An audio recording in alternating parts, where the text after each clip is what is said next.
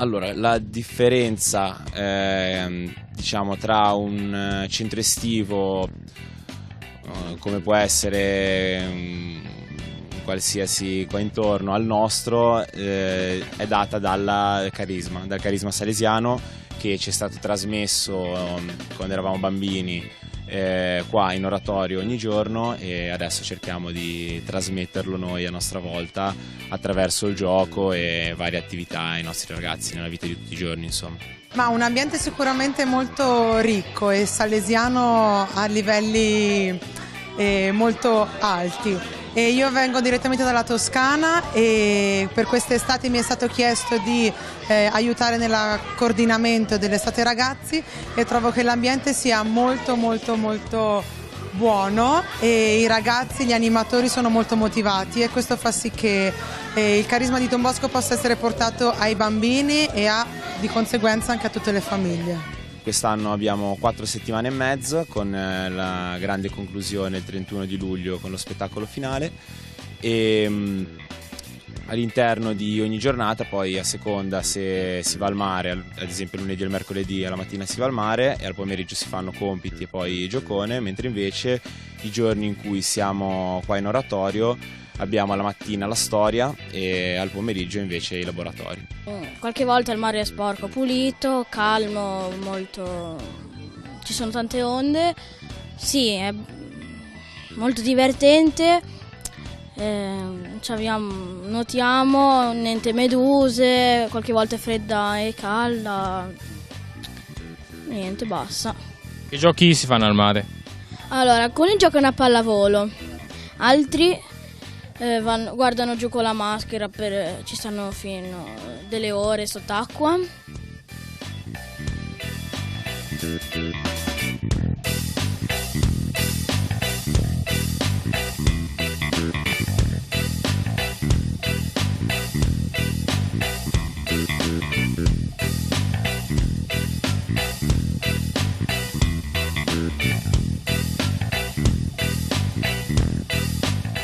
Molte attività tipo gioconi, pallavolo, calcio, tante altre cose, danza, scenografia creativa, cucina, calcetto, giochi da tavola, ping pong, biliardo. I laboratori si svolgono essenzialmente per preparare uno spettacolo finale che si terrà il 31 luglio, e quest'anno i laboratori sono 4, sono teatro come tutti gli anni, anche danza, che preparano un musical che quest'anno è Shrek, poi c'è scenografia che si occupa del materiale o dei costumi di teatro principalmente, e poi c'è anche il giornalino che racconta tutti i fatti che avvengono in un oratorio.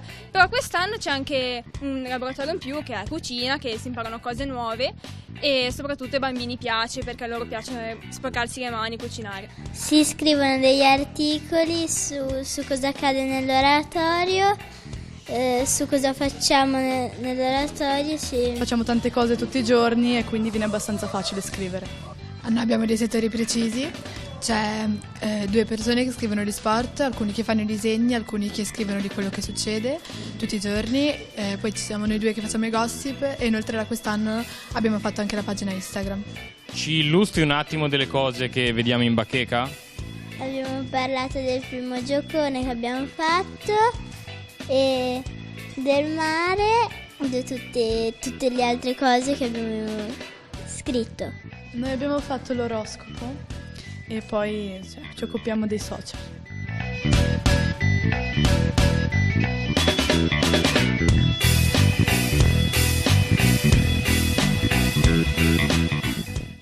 Quale attività stavate facendo prima? Danza. Danziamo, che ci piace, e andiamo al ritmo della musica. La tua attività preferita che si fa all'oratorio? Danza, perché mi piace ballare. Io partecipo a teatro Perché a me piace tantissimo fare teatro, lo faccio da tanti anni e vorrei continuare. E a teatro quale parte reciti? Che spettacoli fai? Io ho la parte di Fiona, versione umana. Quest'anno facciamo Shrek, l'anno scorso io ho recitato per Dory e che facevamo la ricerca di Nemo. Zitta e nuota, nuota e nuota, zitta e nuota e nuota e nuota, zitta e nuota e nuota e nuota.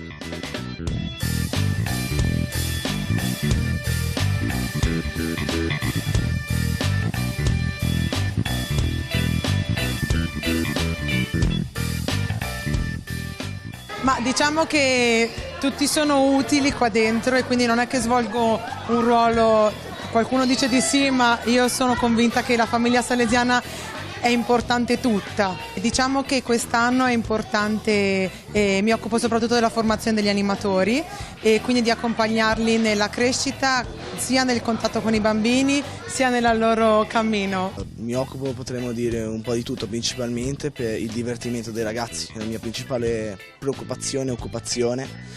E poi ovvio, io vado un po' dove c'è bisogno di una mano. Noi siamo divisi in gruppi, ma se anche un altro gruppo mi venisse a chiedere una mano, io ce ne andrei molto volentieri.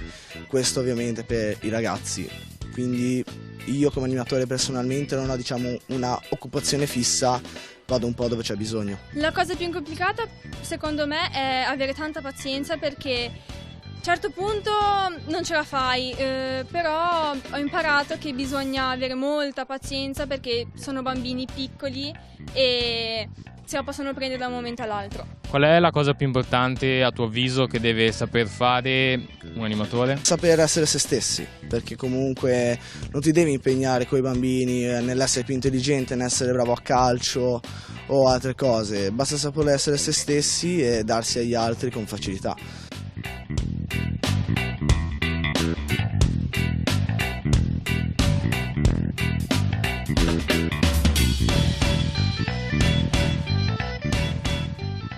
Da quanto tempo vieni all'oratorio? Da tanti anni e mi piace tanto questo oratorio. Come mai ti piace tanto? Perché ci sono degli animatori bravissimi. All'inizio ho iniziato perché poi la mia famiglia è cristiana e quindi ho iniziato subito a venire. Poi nei giorni mi annoiavo e quindi venivo spesso qua. È finché sono piccolo che vengo qua. E poi dopo ho iniziato, siete ragazzi, appena ho iniziato le elementari. Ho deciso di iniziare a fare animatrice perché vedevo gli altri ragazzi che erano più grandi e vedevo che avevano una passione che volevo avere anche io, e poi mi piace stare qua dentro, aiutare i bambini, stare con loro, soprattutto perché a luglio, senza oratorio io non saprei come passare il tempo. Ma negli anni sono state diverse spinte, no? Perché comunque quando uno inizia questo percorso lo fa magari perché si trova bene, perché ha amici qua, perché non so cosa fare a luglio magari, però poi via via, man mano che si cresce, la spinta diventa diversa, perché si inizia a capire il ruolo che si ha qua dentro, l'importanza del servizio che facciamo qua e un po' il carisma di Don Bosco inizia ad entrare, quindi la spinta diventa più di carattere educativo, più verso proprio aiutare questi ragazzi a trovare la loro strada attraverso appunto l'animazione, il gioco.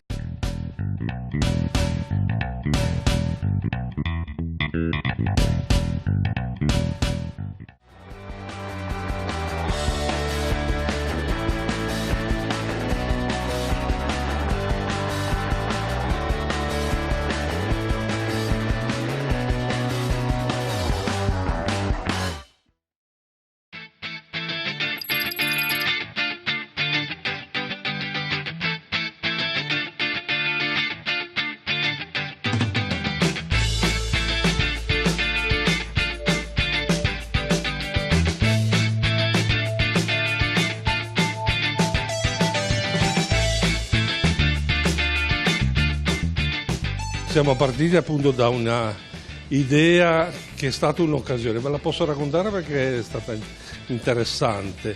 Il 3 di luglio ero a confessare in cattedrale, viene una signora col carrozzino con un bambino di 4-5 mesi e viene per confessarsi e le domando come sempre: ma quanto tempo è che non si... dalla prima comunione? Quindi era oltre 25 anni che non si confessava più. Ne abbiamo parlato un po' e poi gli ho chiesto: ma come mai? Che cos'è che l'ha convinta a fare questo passo, a venirsi a confessare, no? La commozione, la tenerezza per la nascita di mio figlio.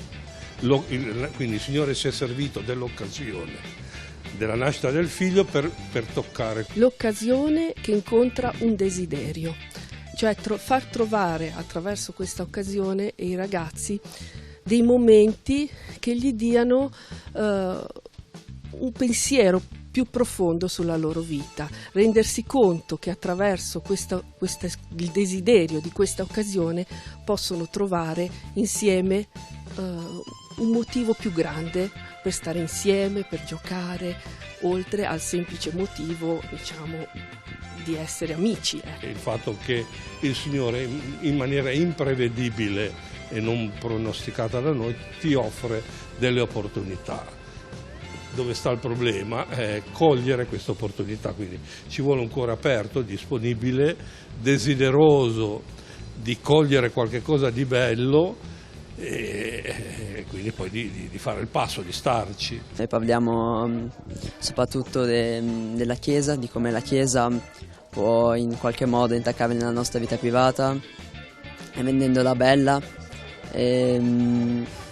anche magari appunto pregando, magari si può ottenere qualcosa anche nella vita vera.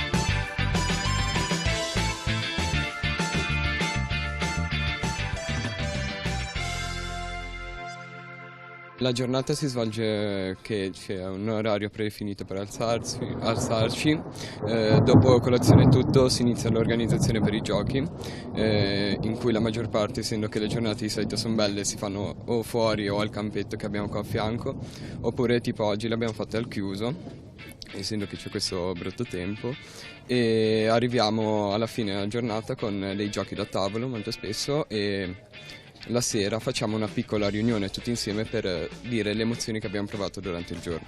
Facciamo dei giochi al mattino, al pomeriggio e anche alla sera, ma alla sera soprattutto giochi di società oppure attività divertenti, mentre principalmente al giorno facciamo attività, facciamo giochi come per esempio stregone e lancia rossa.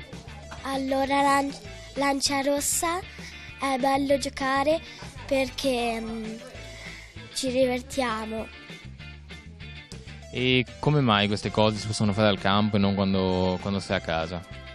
Perché a casa si sta da soli e non si fa niente, invece in compagnia si può fare più cose che da soli. Abbiamo fatto delle squadre, divisi squadre, abbiamo fatto dei cartelloni, ogni squadra ha scelto il suo nome e i ragazzi giocheremo con queste squadre la sera, per esempio inventeranno, una squadra inventa i canti, una squadra inventa le scenette, un'altra le barzellette per esempio, usare la loro creatività più possibile, non guidarli il meno possibile, lasciarli esprimere.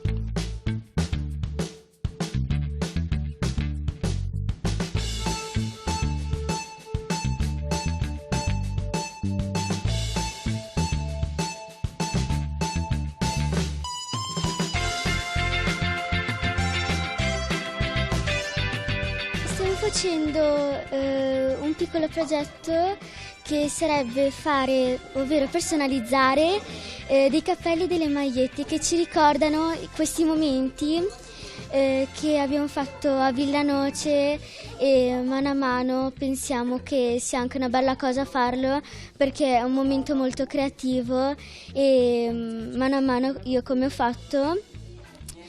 fatto firmare il mio cappello con tutte le firme dei miei amici che ci sono e mi piace moltissimo stare qua, mi sono molto trovata bene e anche...